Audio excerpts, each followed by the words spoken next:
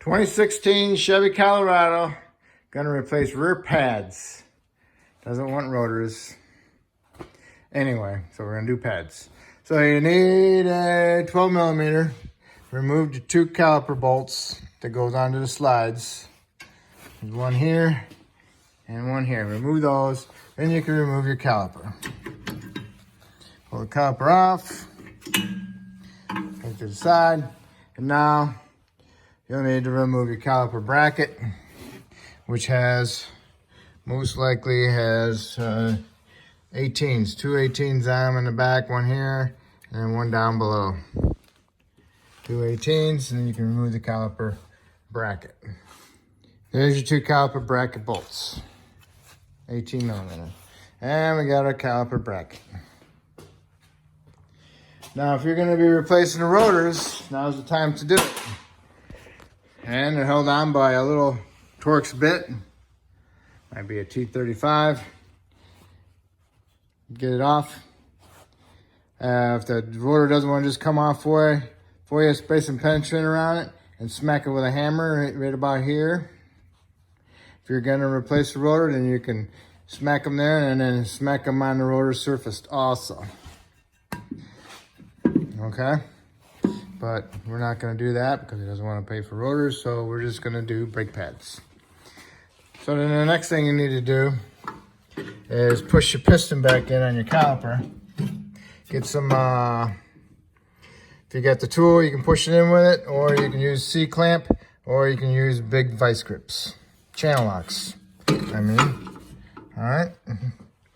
And also we need to clean up our caliper bracket, remove the pads, and clean up the surface where the pads mount inside of. Remove the hardware, the bundle clips, and also make sure your slide pins are free and put some new Sil Glide on them.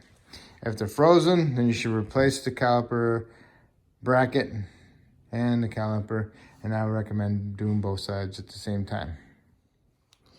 Now, you see how nasty it is where the hardware goes and where the pads ride? If it's full rust, that expands and then it won't allow your pads to move freely inside the bracket. So you need to clean it up and then paint it.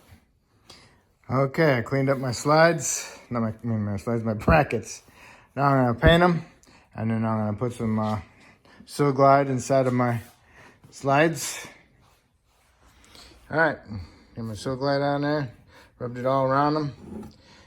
Twist them as you put them in. Spread that Sil Glide around inside there.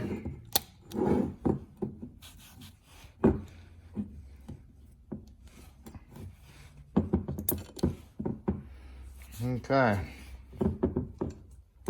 You don't want to take them out and then fill it up with Sil Glide because then you'll never be able to push these back in. All right. Okay, so I'm gonna let this sit and let my paint dry. All right, if you're gonna replace the rotors, you got them off. Make sure you clean up the axle or the hub. Make sure there's no high-low spots of brake rust on there or anything.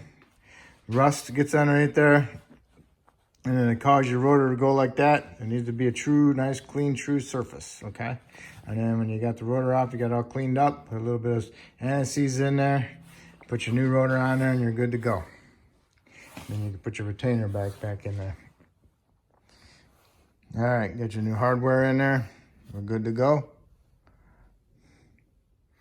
Okay, got your caliper bracket mounted. Got your bolts snugged up. Now you want to torque them to 75 foot-pounds. And now all you need to do is put your brake pads in. Now, if you notice, this has nubs, okay?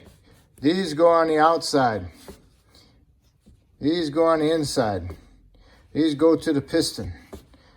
If you put these on the piston, then this is gonna sit on the piston. It's not gonna sit good. It's gonna be crooked. It's gonna be binding, okay? Do not put this on the piston side, all right? If you wanna put your anti-squeakers on, then you put them on the inner pad facing the direction of the rotor. So on the right side, it'd be on the inside on the bottom. On the left side, it'd be on the inside on the bottom. Okay. All right, inner, outer. You put your pads in there at a little bit of an angle and you push them in, and make sure they're not cockeyed in there. Make sure they're not bending any little clips.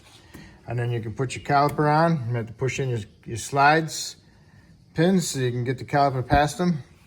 Turn your caliper slide pins so you can get your bolt started for the caliper. Get them both started, snug them both up, and then torque them to 35 foot-pounds. And that's how you do it. So you want to do the other side exactly the same way. And see, here's the little nub sticking out, and they go on the outside. All right, that's how you replace rear brake pads. And if you did the rotors, I told you how to do it. And that's it. So you need to put your tires on and torque them to, what are these? These are 140 foot-pounds. Okay. Make sure you pump your brake pedal before you put it in drive or reverse, and make sure you got a good pedal, and you're good to go. And if I helped you with this video, you can help me by subscribing to me. If you already subscribed, I appreciate it. Thank you.